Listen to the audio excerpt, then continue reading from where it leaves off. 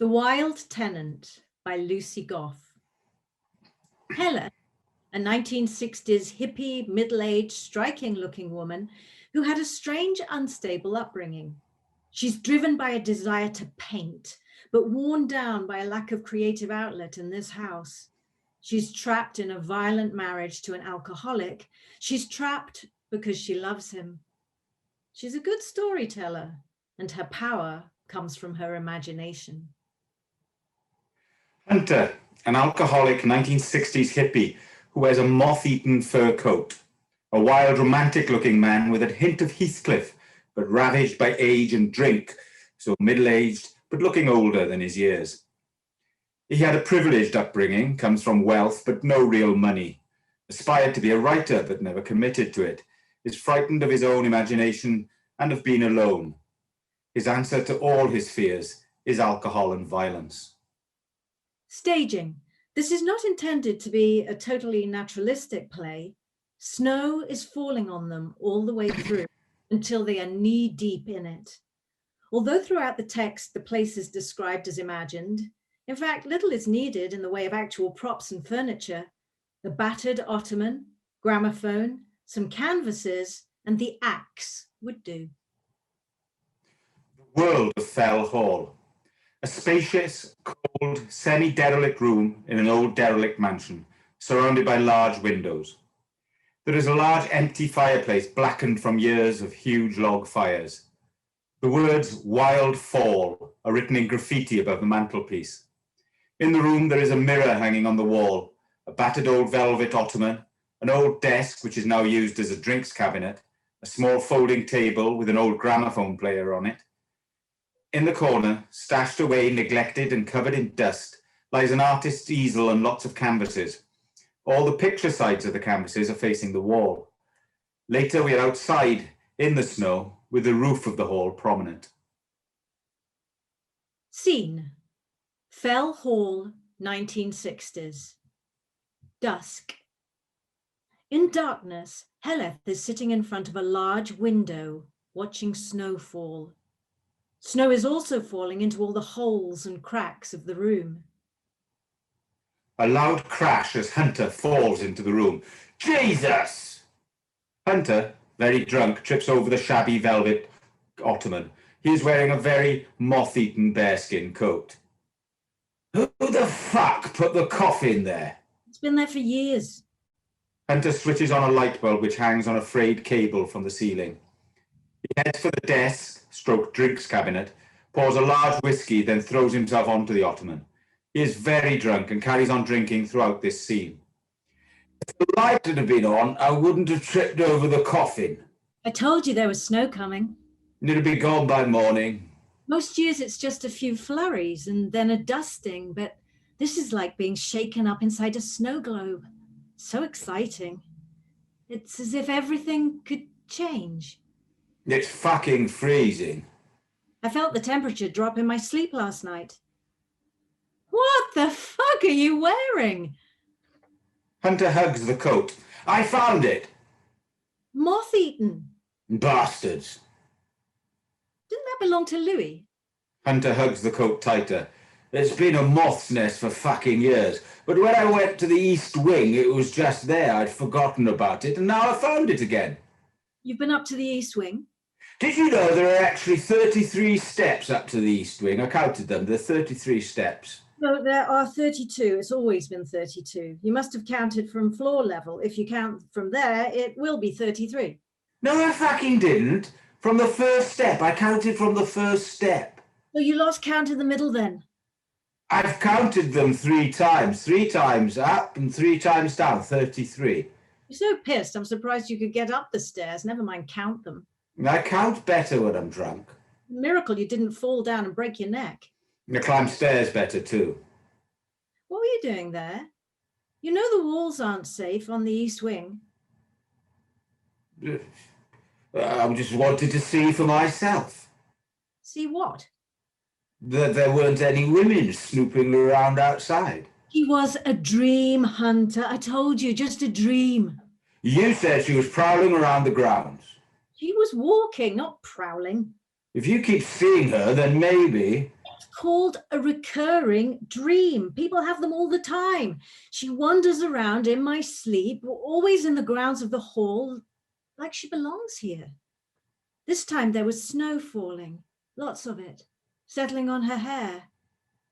Maybe that's how I knew there was snow coming. I don't like the thought of someone sneaking around outside. She is nothing to do with you. I live here too. Not in my dreams, you don't. But you might be getting them mixed up. It might not be a dream. Sometimes I can't tell the difference between stuff. Because you're never sober, you can't even count stairs. I'll prove it to you. I'll prove to you how many steps there are. Hunter tries to get up, but is too drunk. Heledd looks out of the window. The blizzard is getting worse. It's settling. It's really settling, covering everything. It's wiping out the entire world. Maybe I should go to the shop. I haven't got any whiskey in. You'll never make it. The morning, then. I'll walk into town in the morning. We better get some food in as well. Heledd starts to leave. I'm going to bed. You sleeping here again? I like it. There's something romantic about snow. Lying in bed, listening to the world go silent. I just thought. She looks back at Hunter. He is out cold on the ottoman, mouth open, snoring. Heledd throws a blanket over him and switches off the light. In the darkness, the snow quietly falls. Scene. Early morning. The snow has stopped falling, but outside, the brightness of the thick snow, which has settled over everything, is apparent. Heledd is very focused and in an excited state as she pulls the easel out from the corner of the room. She is busily setting up her painting things until she notices Hunter is starting to come round from his sleep on the sofa. Guiltily, she moves away from the easel. Heledd stands by the window, looking out. There is more than glass between the snow and the huge roses. What roses? It's a poem by McNeice. There's still no roses. But there's snow and glass and stuff in between. What stuff? Us. Don't get maudling on me. He was looking out of his study at the snow. It was one of those moments you remember forever. Maybe this is one of them. Us standing here, you in your moth-eaten coat and me looking out at the snow. Hunter creeps up and pulls her into a hug. It's your bear come for a hug. She leans into the hug. Maybe we are just figures captured inside glass and snow forever. My mouth feels like a dog died in it. Heledd looking out of the window. It's beautiful out there, really beautiful. White as far as the eye can see. Nothing. There's nothing left in the whole world, as if someone has rubbed it all out. Even the cross has disappeared. It'll still be there when the snow melts. I didn't mean that it had disappeared forever. I guess what's buried under it will dissolve in the end. The bones turn to dust. Christ, you could be brutal. It helps to think of it as matter. How could you talk about a baby like that? Wasn't me killed it. Hunter goes over to the desk/drinks cabinet, lifting up empty bottles. All these empties. We should have got supplies in. We should have stocked up. We could be here for weeks. You could ration it. He picks up the one remaining full bottle and necks back a long swig from it. Or you could drink yourself into oblivion and hope it knocks you out till the snow thaws. A crate load. I'm going to get in a crate load. Hunter leaves. Heledd is quietly setting up her easel. Hunter comes back into the room, agitated and ruffled. Fucking door won't open. He looks at the empty bottles again. This is fucking serious. We can't get out. We're trapped miles from anywhere. It'll be fun. With 1.5 bottles of whiskey. Oh, come on, Hunter. It's an adventure. I won't drink any of it. We could read some plays like we used to. Don't know where they are. Or take Greycoat out. Silly, childish stuff. We could count the steps on all 6 staircases. I'll fall down them if I'm sober. We could do something. Why are you so happy? Heledd turns and looks at him as she steals her courage. I'm going to start painting again. What? Can I put some music on? No. It helps me paint. Seriously? I want to start painting again. Why? After everything? After what happened? I thought... I don't want to talk about that. But you swore you'd given up this crap. She told me I had to start painting again. She? My dream lady. Oh, her again. She told me she was moving in with us. I hope you told her we had squatters' rights. Last night in my dream, she climbed in the window because the door was blocked by snow. She was strong and purposeful, like some sort of brave warrior. She was covered in blood. I didn't ask why. It didn't seem to matter. She took my hand and led me around the house, down dark corridors and up steep staircases into rooms I'd forgotten about. There was a night raven perched on a curtain rail in one and a pelican eating wallpaper in another. A woman sawing off a man's head on the kitchen table and a pomegranate full of wasps in the library. Nothing was derelict anymore, and all the staircases were carpeted in this beautiful red velvet. I followed her down the long corridors. I've forgotten how big this place is.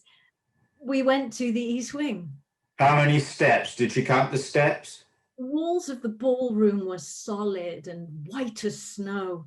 All the windows had all their glass in, and there were crystal chandeliers hanging from the ceiling. I followed her up to the attic. It was full of books, the plays we used to read. This is a fucking long dream. I think maybe she used to live here.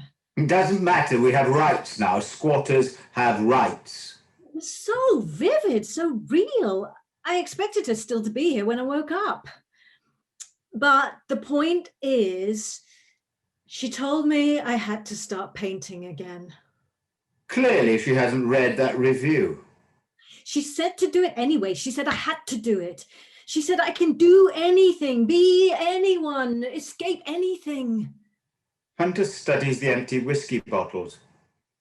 I dreamt I filled all the empties with snow, so that when the snow crystals melted, they'd react with the traces of whiskey in the bottles and... Like turning water into wine. Well, I'm not claiming to be Jesus. What if there aren't any more?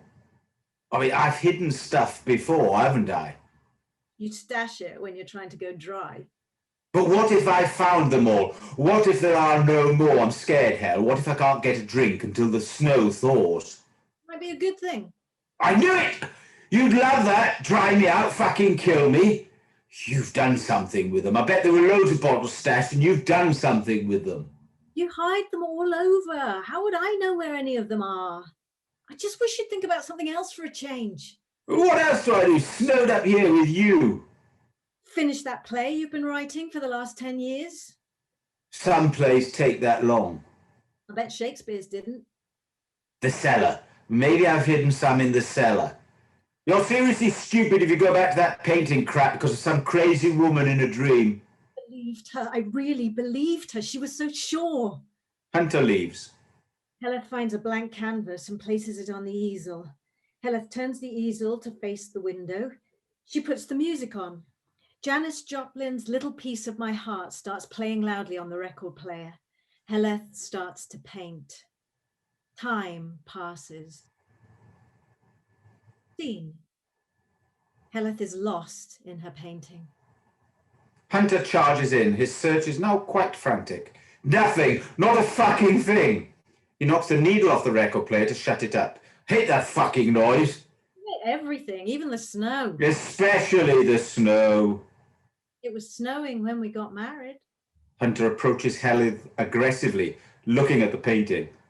What's that supposed to be? Don't know yet. You see, you don't even know what you're doing.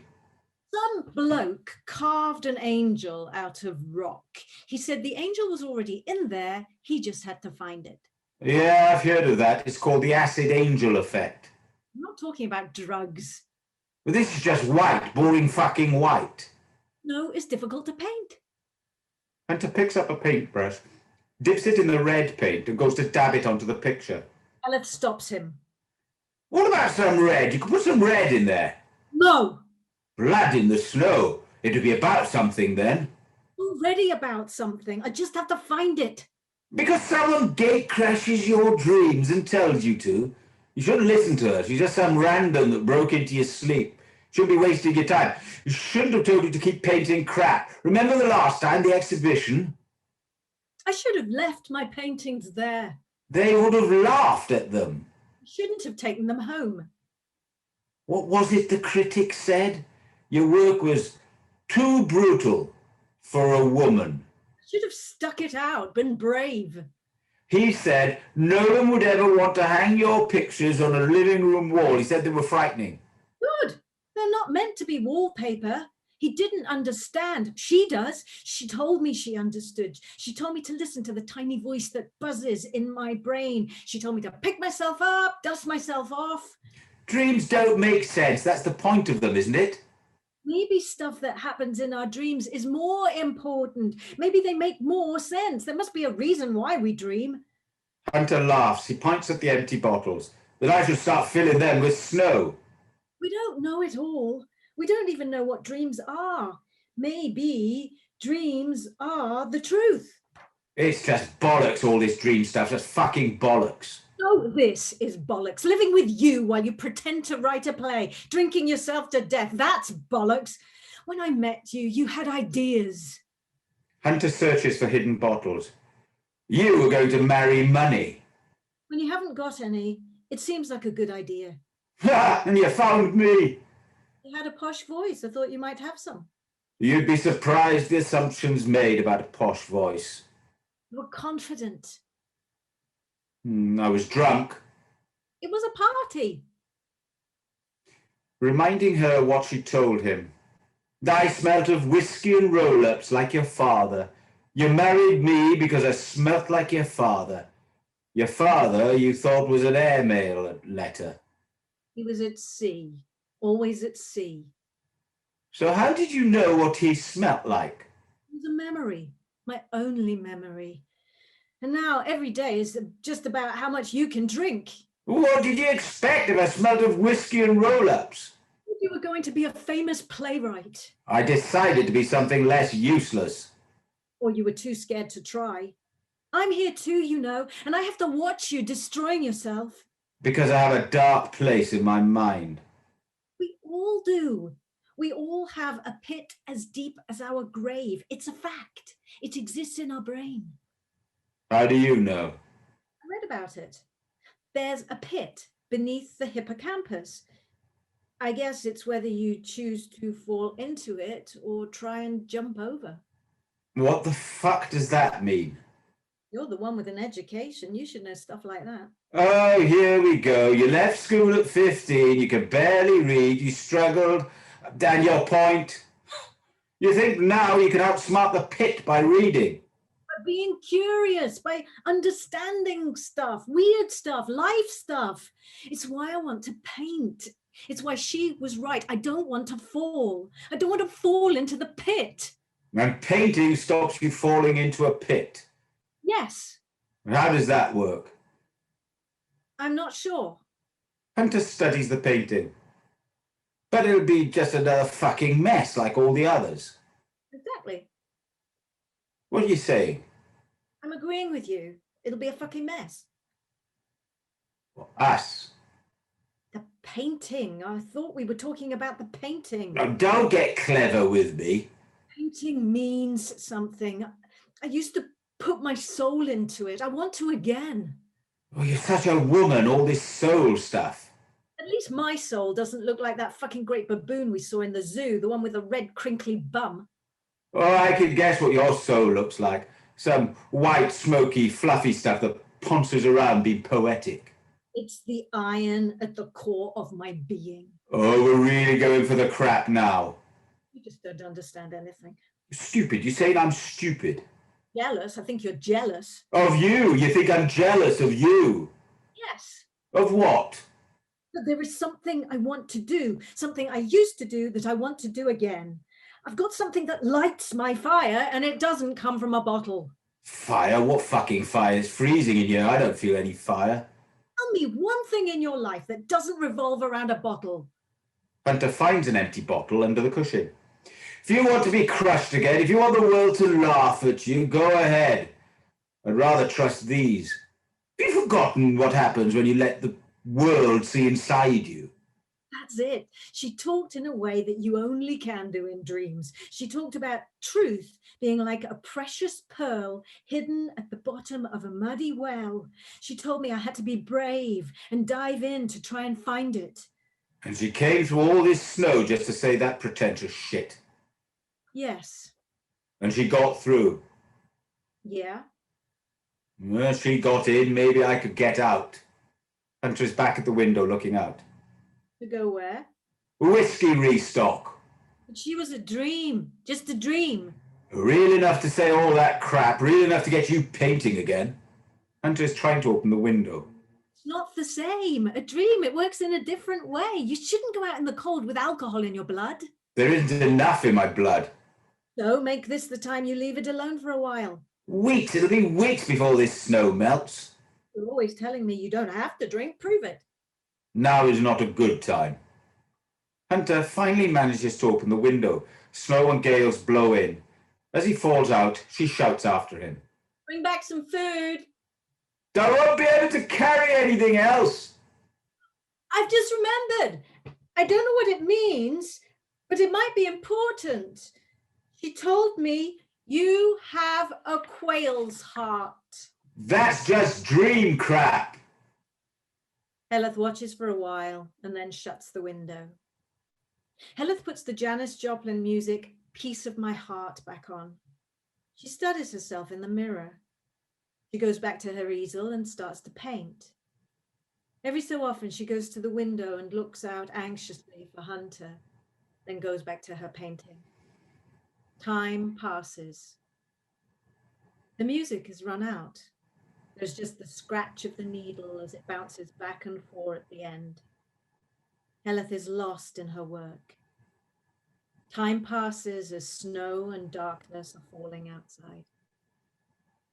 There is a tapping at the window. Heledd is unaware of it. The tapping gets more frantic. Heledd is too lost in her work to notice. A face appears at the window. A frozen Hunter peers in, desperately trying to attract attention. Let me in! Let me in! Please let me in!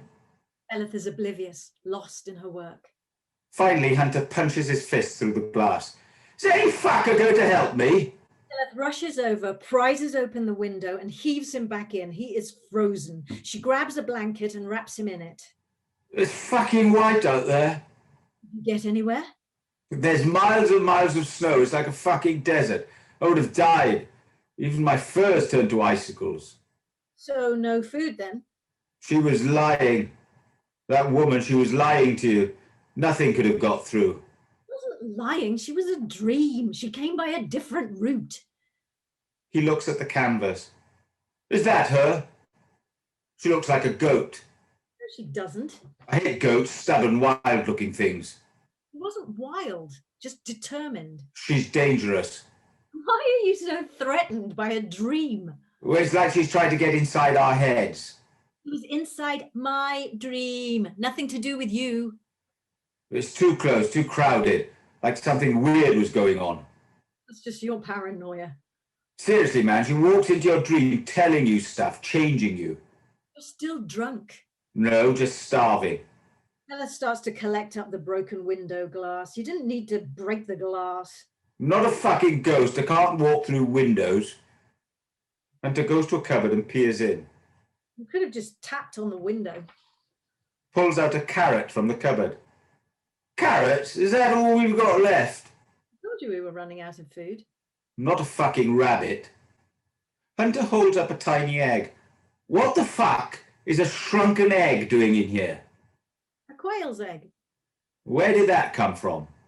I found it under a tree. You mean the useless fucking bird shat the egg out, missed the nest, and it fell out of the tree? Nest in trees. They are ground birds. Oh, don't tell me you read it somewhere. Seen them. They live down by the lake. So what do they look like? Birds. No, I've never seen them. You don't come down to the lake.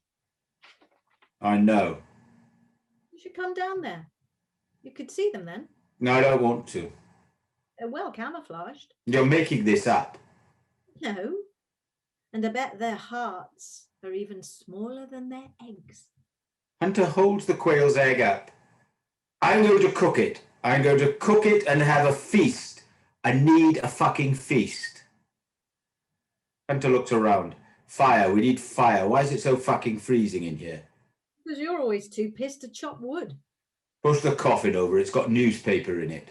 Heledd starts to push the ottoman towards the fireplace. She opens the ottoman and looks in. She gasps and steps back with horror. Oh my God. What? I don't believe it. What?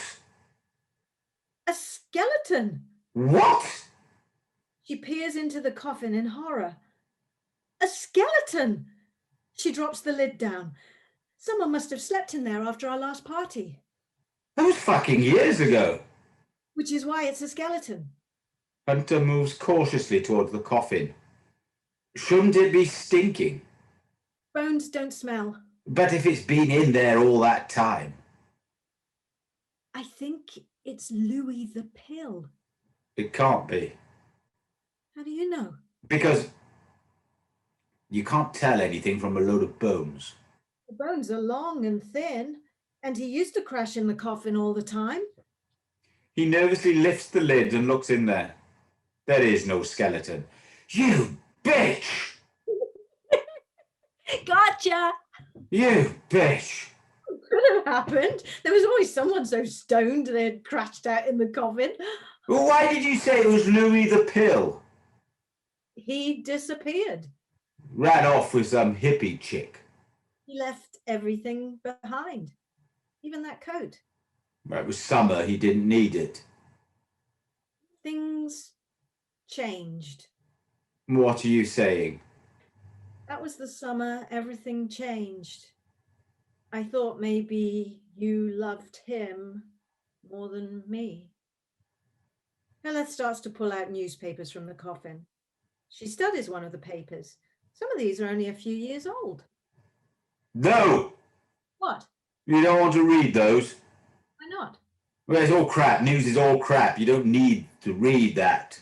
But Heledd goes to open the newspaper. Hunter snatches up one of her paintings. Put that down. I'm going to kill them. My paintings. Chop them up. Hunter moves towards the fireplace, holding the painting. Give it back. Heledd blocks his way. Hunter picks up a small axe. No! Hunter splits the pictures in two. Bastard! Heledd tries to take the axe away. Stop it, you shit! She starts punching him on the back. He turns and punches her hard so that she falls back, winded. Hunter picks up the painting of the dream. Heledd runs again. Not that one. She's a witch! Don't touch it! Heledd tries to snatch the painting. They wrestle over it. She's fucking with your head. It's you that does that. It's you telling me all the time what I can't do, always telling me how useless I am. They keep wrestling over the painting. You need to hear the truth. I can't paint. Women shouldn't look like goats. Doesn't look like a fucking goat. Are those horns? At least I try. At least I've got the courage to try. Why bother? The same reason we dream. Oh, I had ideas. You never crawl on your belly into tunnels in search of them. You never chase them down and hold on to them until they become something. What's the point? It's the only way to say anything meaningful. A painting is meaningful. Or a play, when we're brave enough to pick at the scabs, peer into the pit, we can sometimes reveal something truthful. Like those plays we used to read, remember? But you're too scared to try. Let's face it, you just kick the shit out of anything you can't control. Don't say that. Deep down, you know it's true. Deep down, you must know that. Hunter pulls hard at the painting. You shouldn't be messing around with witches. I know why she told me you have a quail's heart. Because it quivers and shakes. There's no courage in it. There's no iron in your blood. Hunter gets control of the painting. He defiantly moves away. You're so weak, you have to crush or beat the life out of everything. Hunter raises the axe. Please don't! Heledd pushes the ottoman into him, which knocks the painting out of his hand. She grabs the painting and drops it into the ottoman. She sits on the ottoman. I wonder why the pelican was tearing wallpaper off the walls. What? Get the night raven on the curtain rail and the woman sawing off the man's head, but what the fuck was the pelican about? I could push you off that coffin. Pelicans feed their young with their own blood. They pluck the feathers out of their breast until it bleeds. Hunter grabs another picture and starts to chop it up violently. Kindling, we need kindling. Might as well keep us warm. I can't do this anymore. Hunter points at the snow. Go on then. It'll melt, and then I'm going. Hunter, as he chops. You can leave me if you want, but I'm not going to let you take this crap with you. Just remember, you won't make it on your own. You won't last a second without me. Hunter chucks all the pieces into the fireplace. All you can do is kill things. Hunter carries on chucking kindling onto the fireplace as Heledd watches.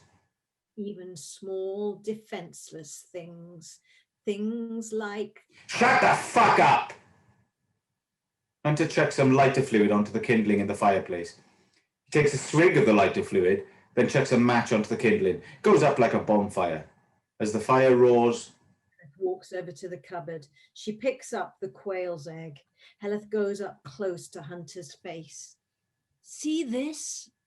She holds up the quail egg. If this was your heart... She puts it on the floor and stamps on the quail's egg. Hunter looks at the crushed egg. Fuck, I needed that. I'm going to die now. I'm going to die of starvation and it's all your fault. Still the carrots? They turn you orange if you eat too many of them. It happened to some Krishna bloke. Better than being yellow from liver damage. Oh, shut the pious fuck up. Hunter picks up some of the glass and starts to eat it. Eating glass is so fucking melodramatic. I told you I'm hungry. I hope it kills you. I have iron guts. Attention seeking. My party trick. Hunter eats more glass. Heledd looks at her paintings burning away. It's all one party trick to you. All you're doing is trying to escape the fact you destroy everything. Suddenly, Hunter freezes in terror at something he sees behind Heledd. He points behind her. What the fuck? What? Hunter's terrified, pointing behind Heledd. Turn around slowly. Very funny. Behind you. I'm not falling for that. Do it. Heledd turns around. She can't see anything. What am I supposed to be seeing? The goat. A ghost? The goat. I told you it was moving in on us, haunting us. It's standing next to you. Nothing there. Half woman, half goat, a fucking great hairy thing, all hair. A dream, just a dream. And she wasn't half goat. It's there looking at you, standing right next to you, a wild thing. Heledd stands up and turns around. She realizes he was looking at her reflection in the mirror. Oh, Hunter, that's just my reflection in the mirror. The terrors. I'm seeing goats with the terrors. How do you stop them? What do I do? If you didn't drink so much, you wouldn't be so scared of everything. I get the terrors when I don't have enough booze in my blood. I need booze. And to start an even more desperate search. This is what's destroying everything, not some dream I had. Hunter kicks a bottle of whiskey lying under a chair. He dives for it. You put that there, you bitch. You hid that. You thought I wouldn't see it. Triumphantly, Hunter takes the bottle and takes a swig. Look at yourself. Hunter raises the axe threateningly at Heledd. Stands her ground. Go on then. You don't scare me. Kill me. Go on, fucking kill me. What do I care? I'm buried alive here with you while you crush everything, every thought I've ever had, suffocating me under this stifling, bitter air of dust and decay so that my head feels like one of those fuckers in Pompeii. If I can't paint, if I can't pull these dreams out of my head, if I can't make something out of this damaged life, I might as well be dead. It's not my fault you can't paint. Not whether I can or not. It's about doing it, the act of making it. What's the point if it's no good? How can I explain that to someone who has never even tried? No point unless it's going to be a masterpiece. The fucking quails at heart again. How do you know what it'll be unless you are brave enough to try? Failure increases possibilities. Creativity thrives on the unintended, the unexpected. Heledd kneels down next to the ottoman. Come on. What? Off my head. What? When I paint, I feel like I'm flying. I feel as if I have huge wings. I feel my soul slip back into its center. I feel complete. If I can't have this, then you might as well make me into kindling for the fire. Now who's being melodramatic? I'm serious. You're completely fucking mad. You're just too scared. I've never chopped a head off before. Can't be that hard. Well, it's not you going to do it. I could try it out on you first. Give me the axe. So when you've chopped my head off, then I can chop yours off. Yeah. I'm not sure that's going to work.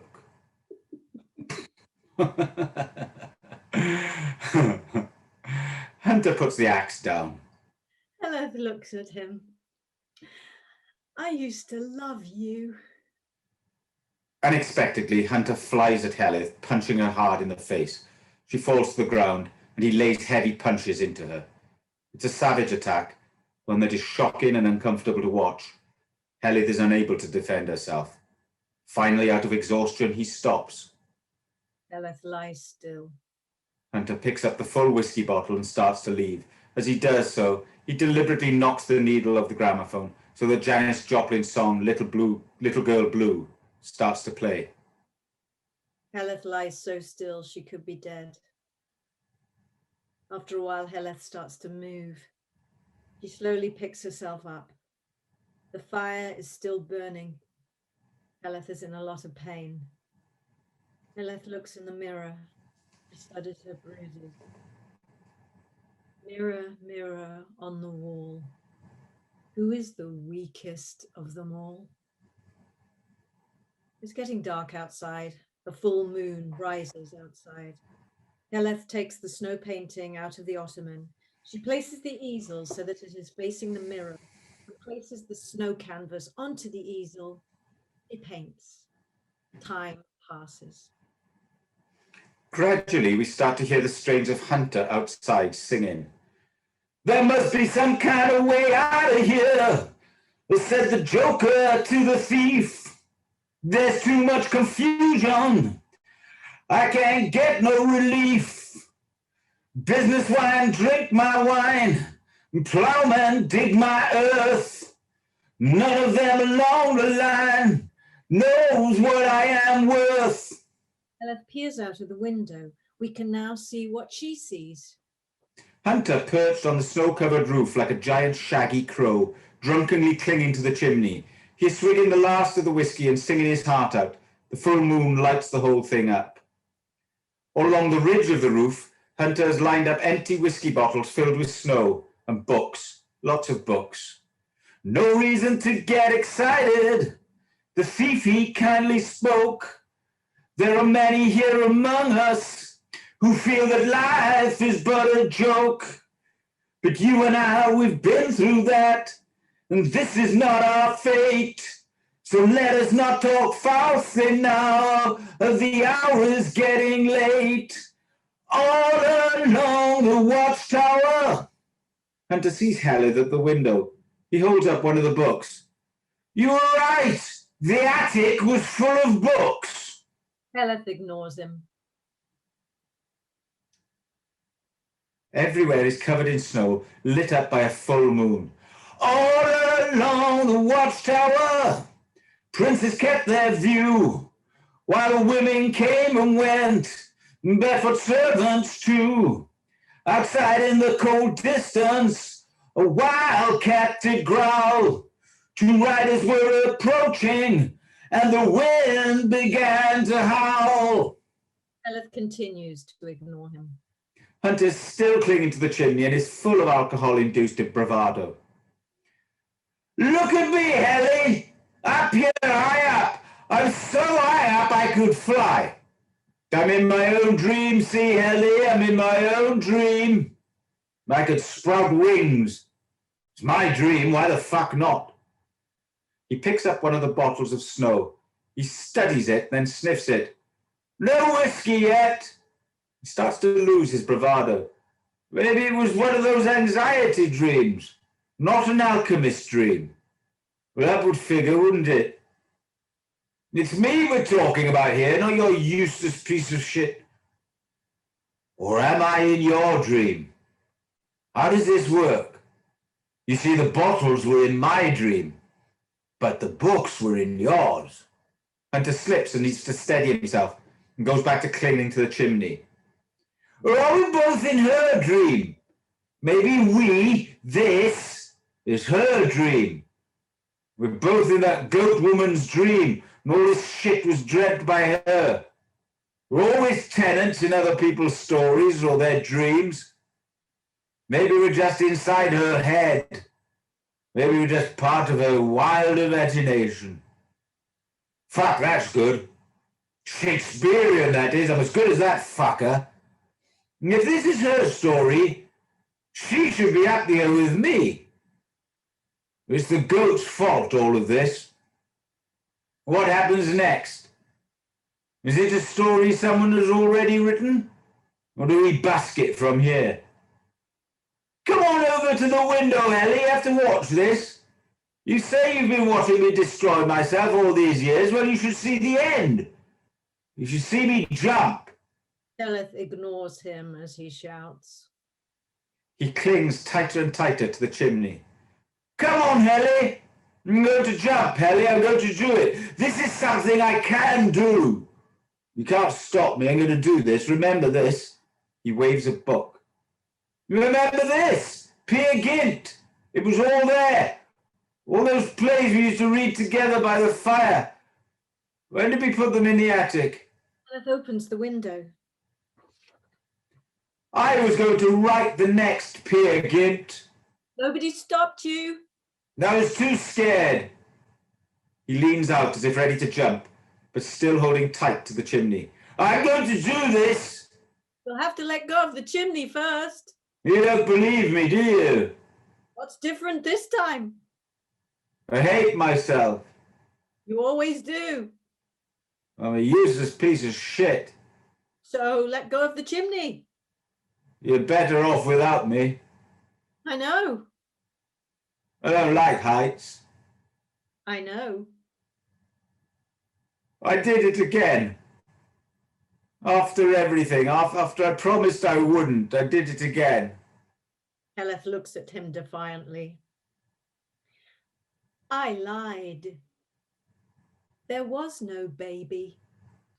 Hunter's feet slip from under him, but he manages to steady himself, still clinging to the chimney. You went to hospital. I hid in the shed. I beat you. The miscarriage. I was never pregnant. The funeral by the lake. A shoebox. The thing. I drowned a kitten and skinned it. Let's face it, are you ever sober enough to really notice what's going on? I thought I was the bastard around here. We all are when we're clawing our way out of the pit. That little cross by the lake has haunted me every day since it happened. And since then, until today, you haven't hit me. Why didn't you just leave? I wanted to every day, every single day, but I'm like a fly caught in a web. The threads are too strong. I am paralyzed by love. It's like an obsession or a fear. I don't want to fuck it up like I did with my father. I am not your father. You smell like him. He phoned me. He never phoned, ever. He was drunk, ranting. I laughed at him, told him he was like Peer Gynt. Later I heard he was dead. He had phoned me while he was dying. He had taken an overdose. Was he calling for help? Was it goodbye? The only phone call he ever made to me. And I fucked it up. I didn't want to fuck this up. Snow has started to fall again. Hunter puts his hand out to catch them. Even snowflakes are hostages to fortune. I tell you, the deepest, darkest secret I've ever had, and you talk about fucking snowflakes? Louis the Pill is at the bottom of the lake. What's he doing there? I wanted him so much I drowned him. You pushed him under. I was watching from the shore. He was swimming in the moonlight. I didn't want anyone else to see how beautiful he was, to touch him. Couldn't bear it. And then he just disappeared like some catastrophic conjuring trick. You didn't try and find him? I was glad he was out of reach of everyone. Only I knew where he was. It was my secret. That Louis was lying at the bottom of the lake? That I willed him to disappear. That my imagination could do something so beautifully terrible. But maybe it was a dream. You've said before you can't always tell the difference. Hunter starts to sniff the air. Can you smell burning? It's hot. The chimney's hot. You lit a fire. Fuck, I didn't think of that. Hunter moves away from the chimney. Something's burning. It's the coat. Fuck, my fur's on fire. I'm on fire. Hunter struggles to tear the fur coat off without falling. He gets it off and hurls it to the ground. Hunter starts to balance unsteadily along the ridge of the roof. Hunter goes back to singing as he teeters along the ridge. Outside in the cold distance, a wildcat did growl. Two riders were approaching, and the wind began to howl. Do that, you'll slip off. I might fly. No, you won't. If I was made of glass, I would shatter into 1,000 shards. Stand still, don't move, it's slippery. I thought you didn't care. Keep still. Hunter loses his footing. This time he falls off the roof and lands hard on the ground. Hunter is out cold. Heledd leans out of the window to see what has happened. Blood is starting to appear in the snow. Shit, fucking shit! Heledd climbs out of the window and runs over to Hunter. We are now completely outside in the snow. Heledd kneels down to see if Hunter is still alive. She feels his chest. A heartbeat. I can feel a heartbeat. It's faint. Maybe that's because he only has a small heart, a quail's heart. She's talking to herself. I shouldn't have crushed his heart. She shouts to the sky. It was only a quail's egg. It wasn't real. I didn't want to kill him. Please don't let him die. She feels his wrist for a pulse. A pulse. He's got a pulse. The snow is turning red with blood. Heledd looks at it, horrified. All this blood. I need to stop this blood. Hunter comes round. Heledd. Hunter? I didn't shatter then. No. At least, I'm not made of glass. My favorite play. We read so many. Glass Menagerie. You played Laura so well. To your He flinches. Oh, be careful if you breathe, it breaks. the heart. I think Laura was talking about the glass. All writers should have a sliver of glass in their heart. I read that somewhere. Does it count if you eat it?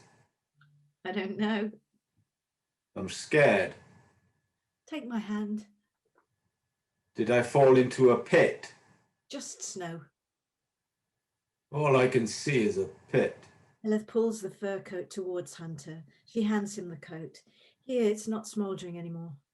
Hunter pulls the fur coat around himself. I should have been a bear. Why? They don't drink. I'm scared.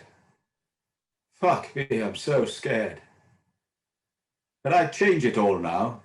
When I start again, do it differently.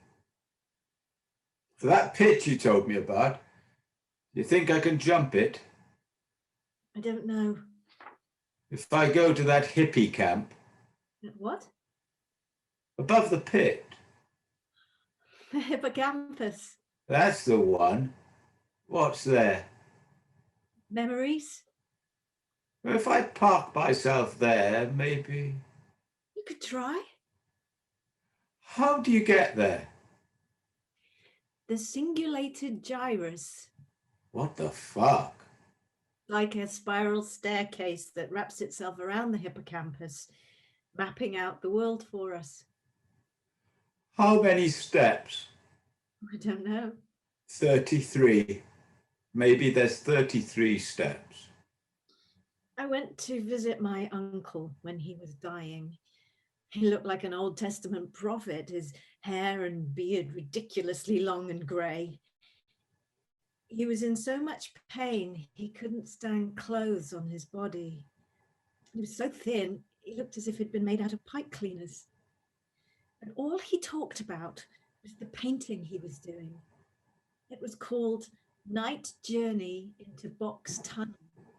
He shone while he spoke about it. His spirit glowed through the flesh and bone. He was dying, but there was no pit. He was painting his own death, and the very act of doing it excited him. Am I dying? Tell me the truth, am I dying? Heledd looks at the blood which covers the snow. She knows he is dying.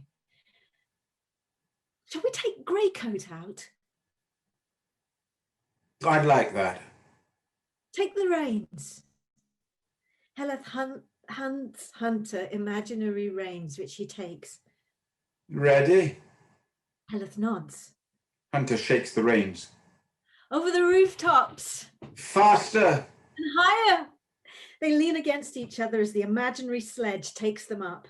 As the full moon shines on these two, they fly above the world in the imaginary sledge. Hunter holds the reins. Can you see anything? Houses like matchboxes, people like ants. Shall we aim for the moon? It's full enough. Faster, go faster. I'm outrunning death. We have to move faster. Greycoat is galloping as fast as he can. Whip him, you need to whip him. It won't help. Hunter slumps as if he's had enough. I've changed my mind, turn left. But Valhalla. Take me to Valhalla. what do you want with the Hall of the Dead? I could get shit-faced there and roar like a hero. But I'm trying to be brave. Trying to be a brave warrior. Help me to be brave. Hunter slumps more. I can hear. sleigh bells? Hunter's lost his strength. He lies down. Heledd tucks the fur coat around him. The pool of blood in the snow which surrounds them is growing bigger and bigger. I'm sorry I stamped on your heart. It's only a quail's heart. I didn't mean to kill you. It's easier than we think. Is it true about Louis? I'm not sure if it was jealousy or love that killed him. He was so beautiful, so sure of himself, so fearless. My jealousy was too powerful for him. My imagination swallowed him up. He was a strong swimmer. Must have been my fault. He was pulled down as my thoughts drifted over the water. Just hit a pocket of cold. It sucks people down. Happens so quickly. I have a power I can't cope with. We are all powerful. It is how you use it. Mine's destructive. Destroy everything. You said so. I even drown people with my imagination. So his body is still there under the lake. Which is why we can never leave the house. That's why we had to stay here all these years. We couldn't leave him here alone. That was your secret, not mine. I don't have to live with that one. Nobody else in the world knows he's there except us. Secrets and lies, that's all we ever had. Is it a deep pit? Maybe it's soft like snow. I could hear rushing and wind. We're flying over Sonyamare Castle. Tell me about the palace. It was made of glass. Start at the beginning. Start when you were a child. Heledd takes him in her arms like a child and tells him a story. We were homeless when I was a kid. I remember the storms, the beach, a mouse sleeping in my hair. I built a crystal palace around myself every night for protection. I thought the mouse was part of the imaginary world of this palace until my mother told me we sometimes slept in a barn full of mice. The mouse... No, not the mouse. Tell me about the palace. The palace was made of glass. It had iron pillars which firmly rooted it to the ground. The crystal glass windows, fragile, transparent, let light in and created rooms going on forever. These rooms gave my imagination a space to be.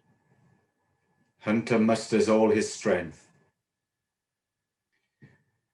There were good reviews. Reviews? There was only one bad one. My exhibition? I hid the good ones. There were good ones. Well, why did you hide them? I was scared I'd lose you, so I hid them in the coffin. They've been there all this time and you didn't tell me. I wanted to get my play written first. But you kept them. Why didn't you just burn them? I was going to show you. As soon as I'd written something, the writer, remember? I was going to be the writer. I just never wrote anything. You could have done. No, I'm just a drunk who fell off a roof. All those ideas you used to have. Oh, I guess there was too much whiskey in the ice crystals. If this was your play, how would it end? Last night I dreamt I was a bear, swimming underwater in the lake. I thought you dreamt about filling whiskey bottles with snow. I made that up. The bear in the lake would make a good end. I need you to know I didn't drown a kitten. The shoebox. You didn't look inside. Why the fuck did you make that up? You'd skinned and drowned my soul. Your dream woman reminded me of someone I used to know. Someone I knew a long time ago. Someone wild, determined, stubborn. After that summer when everything went dark, I let you hate me. I let you smother my desire, suffocate my work. I thought you were angry. I thought you blamed me because Louis had left. I didn't know he was dead. I didn't know he was lying in wait at the bottom of the lake. Hunter pulls the fur coat over himself. Can bears swim? I don't know. I expect so. Swim underwater. Come on, you can't stay out in the cold any longer. Heledd starts to try and drag Hunter toward the window. We need to get you inside. Hunter is heavy and too weak to move. Heledd struggles to move him. She could never count. I remember now, she could never count. She always thought there were 32 steps on the staircases. Who the fuck wants to count stairs? Imagination is how you stay out of the pit. Hunter sits bolt upright as if he's seen a ghost. I could see it. I could see the pit. What? The pit. I could see it now. Don't be daft. There it is. It's opening up. No, just snow. A pit. Deep, dark pit. Hunter recoils as if something is after him. Heledd takes his hand. Should we take Greycoat out again? It's too late for that. Or visit my crystal palace? It's just the deep, dark pit for me. Don't say that. It doesn't have to be. After everything I've done. Hush. Will you forgive me? Of course, please don't say. You should paint this. It would make a good painting. Dying man, crimson snow, even the bear skin. Stop talking about dying. I can't jump it, Helly. Can't jump it. It's the cold. Come on, let's get you into the warm. Snow starts to fall really heavily, covering them both. Someone's shaking the snow globe again. Hunter goes limp and slumps back dead. Heledd cries out and holds him tight. Eventually, Heledd gets up. Heledd covers Hunter with the bearskin coat and starts to walk away towards the window. From under the coat. Seriously? Heledd stops. You seriously just going to leave me out here? Hunter? Heledd goes back over to Hunter and pulls the bearskin off. You didn't even check to see whether my heart had stopped. You said you were dying. And you chose to believe me. Bastard! Hunter gets up. Go on, it's getting cold. You're not even hurt. I eat glass, I'm not made of it. But all that blood? Not all of it is mine.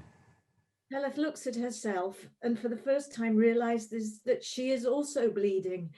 I hadn't noticed. You must have cut yourself on the glass. No, it's not that. You know it's not that. And don't get melodramatic again. I was so caught up caring for you, I didn't see that I was bleeding. Look, it's pissing snow out here. I am just like that fucking pelican. We need to get inside. You stupid, pathetic pelican that just lets other people push her around, always doing things to make other people feel better, not noticing when I'm bleeding, not when I'm not doing the stuff I should be doing. You beat me up and then you come out here and pretend to die to reel me back in. For fuck's sake, why do I do it? Why can't I just see that this is never going to work? All of it was just playing make-believe. Hunter pulls her close to him.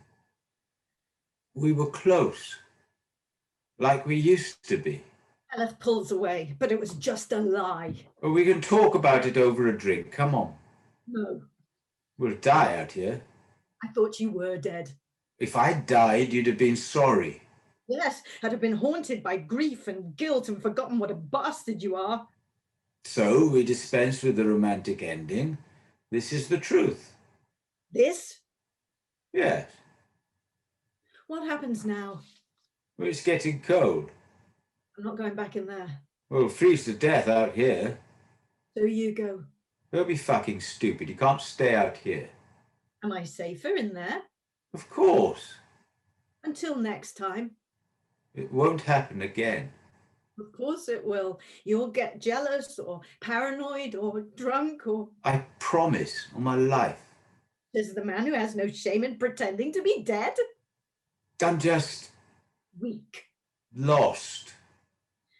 You were right about Dream Lady. I remember her. She was fearless and brave. Her house was safe and solid. The rooms were full of dreams and images. The walls weren't falling down. I can't go back into an unsafe house where the east wing is rotten, where rooms are full of moths and broken glass. I can't live in a crumbling house. It might fall down and suffocate me. I'm not going in there on my own. You must do this on your own. Get back in there and mend the walls. Stop eating glass, replace the windows, write that play you were always going to write. I didn't dream I was a bear. I don't care. It was chasing me. The bear was chasing me. Really don't care anymore. I don't want to be a tenant in your life or in your dreams. I just want to hold on to mine. Well, I'm lost if you leave me. I'm lost if I stay. I'm scared. I know. So am I. Heledd turns away. She walks towards the edge of this world and stops. Janis Joplin's song Intruder plays over the next scene. The snow stops falling. We watch as if looking at a snow globe which has stopped being shaken. Snow settles on the blood and the fur and these two still, silent figures.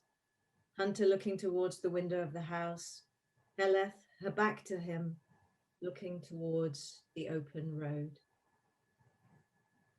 To black. Thank you to Bella Merlin and James Thomas for reading the play so beautifully. It's been fun visiting with you. And thank you, Gareth, for agreeing to chair this. This bit is very short. I was just going to explain what it is I'm embarking on now and then read you an extract of the work in progress. I'm going to read you less than 6 minutes worth, so this really won't take long, and then hopefully there'll be time for questions. The writing of the play Wild Tenant was, as always, a big part of the research. Writing a play takes a long time and requires a lot of different types of rigour. It happened because I read The Tenant of Wildfell Hall by Anne Bronte and was struck by the fact she's written something so honest about the guilt and complications involved in complex relationships. She was so honest and uncompromising. I have been obsessed with her and this novel ever since. She knew what she was writing about, and it shows. So, my play, Wild Tenant, is inspired by her novel. This prose poem is work in progress, but with a very clear intent on my part. It occurred to me it would be really interesting to try and write my research, my understanding and observations of how the creative process works in the form of a prose poem, so that I give myself the opportunity to make these observations from the inside out, to use the toolkit and playfulness inherent in creative work to unpack it, to dismantle the many layers that go into the creation of a piece, and then to illustrate how these different layers work together. I hope to explore the undercurrent of the writing process by illustrating through a prose poem how the deeper psyche and construction of a piece brings something into existence. It's harder than I thought. The need to stick to the channel is tough. I have already ditched a lot of what I wrote, and I suspect that even in the bit I'm going to read to you, there are things that need to go. The temptation to riff on an idea or go off-piste is always there. This will only work if I'm determined enough to stick to the channel. One of the things I have realised is that this piece is written for the page, so reading it aloud is not going to give you the deliberate links to deliberate different lines, the connections being made by space between. To some extent, much of what is here reflects the way I try to teach the creative process to students, the layering of different things which together start to create something, the tapping in on one's own self under collective consciousness, and that notion of writing architecturally, which is how intuitively I've always constructed my work. For a number of reasons I am only now beginning to understand. Part of what I hope to do is demystify the creative process, but without removing its magic. These are spells we can all cast. Right, now I'm going to read you a short extract from this new thing that I'm trying to do, this prose poem. Footnotes to a snow globe. When trauma hits, the brain becomes a snow globe. A blizzard obscures everything, creating a sense of panic and disorientation. In time, and slowly the snow settles. Fragments are gradually exposed. The Gothic walls of the East Wing, its ruined nature, ruin to fall, asserting the disintegration that lies at the heart of this story. These crumbling walls partially inform and contain the imagination, offering some shape, but texturally, uneasily, with an unnerving lack of boundaries. Such a popular trope for the Gothic. Oh God, not that again. But why not? A Gothic childhood is going to unleash this imagination into the world. Inside a high-walled garden, a 7-year-old child witnesses her mother removed to an asylum. So crumbling walls and derelict mansions are a kind of aching insecurity, creepy but compelling. They are the teetering, unstable walls of life on the edge. Glassless windows, holes in the mind, or vulnerable gaps, caverns of unknowable space, not protected or protecting. Have you noticed how snowfall slows the world? In slow motion, its fallout camouflages everything, giving a breath to the moment, time to take in. The sunless solid walls of the North Wing, as uncompromising as the truth. grey stone as impenetrable as an asylum protruding through the debris. Footnote: walls are interruptions and intercommunications with the twofold psychological repercussion: security which stifles and protection which imprisons. Dictionary of Symbols. It started with the house. Footnote: in dreams, the psyche is often depicted as a house. Dictionary of Symbols. In bed with flu, I read The Tenant of Wildfell Hall by Anne Bronte. I stood in its doorway, always a threshold, and peered into the room. Footnote: room, the symbol of individuality and of private thoughts. Dictionary of Symbols. Room to space, intimate. Its narrative interrupted by walls which corral people, objects, events inside. Each room a scene from a play, a story, a memory, a dream. Quote: in rooms I had forgotten about, there was a night raven perched on a curtain rail in one, and a pelican eating wallpaper in another, a woman sawing off a man's head on the kitchen table, and a pomegranate full of wasps in the library. The Wild Tenant. And so, peering into this room, I sensed her presence, Anne, the kindly quiet one, who hid her secrets and hurts in rooms within rooms. I felt the shadow of her quiet courage and resolute mind. Time twists in and out like snow through an open window, and we meet in that fevered room between the pages of her novel, I laid low, she quietly writing. I tell her I am stunned by her honesty. She tells me, quote, she would rather whisper a few wholesome truths than much soft nonsense. Preface to Tenant of Wildfell Hall. The walls of this room are covered in damp peeling wallpaper. The fireplace is blackened and dead. A large window stays light onto significances. She and I observe her, Heledd, framed by the window like a figure in a snow globe, watching the wild white world outside beyond the glass. Eating glass is just so bloody counterintuitive. It has no nutrition and lacerates the mouth and gut. Footnote: glass has given us liminal windows on the temporal world, and stained glass a glimpse into eternity. Book of Symbols. When placed in windows, glass is a membrane between two worlds, eye-hole to wind-eye to wind-door. With the breaking of window glass, like the rupture of a membrane, Emily Bronte violently pushes the reader into a place where the world is at once a house and, deep inside her mind, the dream world flowing, quote, like water through wine, Wuthering Heights. Footnote: the window symbolises the possibility of understanding and of passing through to the external and the beyond. Book of Symbols.